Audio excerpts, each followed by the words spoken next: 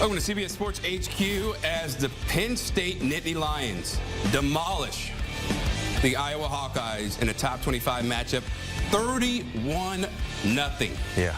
Just look at the stats, B-Mac. Cade McNamara, 5 of 14, 42 yards. The entire game, they had 4 first downs. Penn State had 27. Drew Allar, he had a solid game. Sometimes he looked a little shaky. Other times, he was able to hold the ball on the needle. But it was really that running attack that led the way for Penn State. As we welcome you in to the college football postgame show right here on CBS Sports HQ. Joining me is my man, Bryant McFadden, yes, two-time Super Bowl champ and former Florida State star. And Bryant, how impressive was this domination by Penn State? Listen, in the rain, bro. You know what? I'm a bit biased. I'm okay with it. I embrace it. This was a great, dominant defensive effort from Penn State. Manny Diaz, if I had a hat on, I'd tip it to you because you had your guys fired up. They played with great discipline. They flowed to the football. You talked about the pedestrian numbers that we saw from Iowa in regards to offensive production or the lack thereof. We saw that for 4 quarters. I mean, they were 1 of 9 on third down, converted 1 third down the entire ball game. Long story short, if you don't convert third downs, you don't get an opportunity to score points. They scored no points. You talked about the rushing or the lack thereof, right? 17 attempts for 20 yards. Iowa averaged 1.2 yards per carry, not even 2 yards a carry. That's how dominant Penn State was. And I don't expect to see their defense play to this level week in and week out.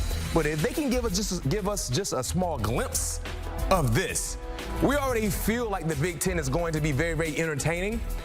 When you talk about getting ready to make that push for that Big Ten title, if Penn State defensively can put forth this type of effort, their name will be sprinkled in that conversation with the likes of Michigan and Ohio State. Yeah, and Ohio State just came up with a walk-off win, getting a rushing touchdown there in an absolute thriller. We'll have much more reaction to that after we talk about Penn State and Iowa. But I want to talk about or dive into that rushing attack, right? Katron Allen, Nicholas Singleton. A lot of talk was made about how the Iowa defense, their front seven specifically, would be able to shut them down. What do you think they did, Penn State that is, to really exploit Iowa's defense? Well, before we talk about the backs, let's highlight the big uglies. Yeah, right? The guys in the trenches. Yeah. They did a phenomenal job setting the tone within the game at the line of scrimmage.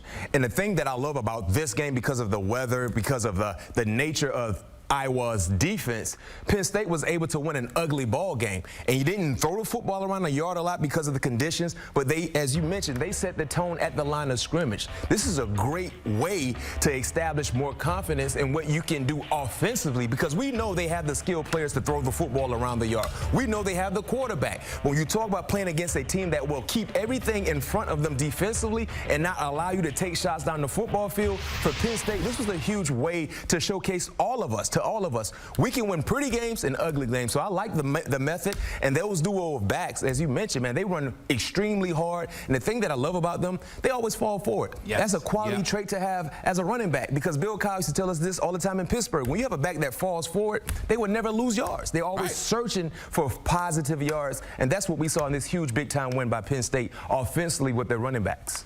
Now, the running backs did a great job. I mentioned Drew Allar. He's one of the most hyped up prospects, right, from his class 2022.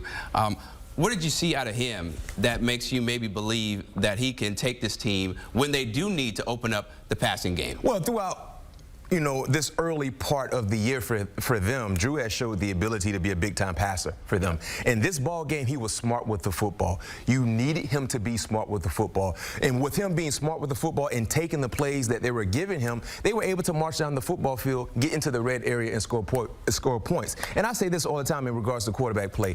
I don't need you to put your cape on and be Superman every play, every ball game. I just need you to be Clark Kent here or there and play smart, sound, efficient football, because when you're smart with the football and when you look at the defensive guys they have on the defensive side, you will always be in positions to win quality ball games. In tonight's matchup, Drew did what he needed to do, which was smart football. He didn't blow you away with his numbers, but he made timely plays when given the opportunity to, and because of that, they had a nice win.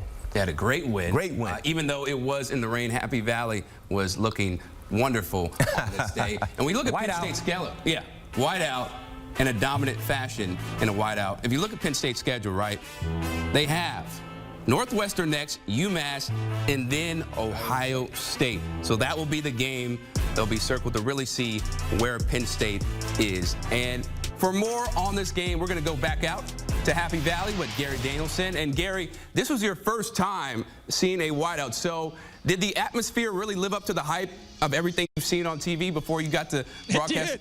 It did. Yeah, I've been lucky enough to do games here before, but this was quite a scene here. You know, all the fans were so into the game. We talked about they didn't leave. I mean, the game was over. No one was in a hurry to beat the traffic. A lot of pride in this program, and really, really fun to be a part of this. So I was talking to BMAC about it, but they had so much domination on all levels, whether it was special teams, defensively, the run game. What really stood out to you the most that Penn State can take forward when they do face teams like Ohio State and Michigan, because that's something they've struggled to get over that hump? Yeah, there's no doubt about it. They felt that the missing piece was a quarterback who could raise everybody up just one more notch. Now, you know, he was a little bit young. He's, didn't have the experience to do it, being a sophomore, but a first-time starter. But if you listen to him, the way he talks about his teammates, he never uses the word I. He builds everybody else up around him. He's the franchise quarterback you dream about because he's going to make your franchise proud to have him, and everybody on that team likes playing for him, and they don't mind whether he gets the credit because he deflects it to his teammates. Yeah, it's all about the team, and so far they're looking amazing when they bought in with all the teammates. Gary Danielson, thanks so much for the time, man. All right, thank you, guys.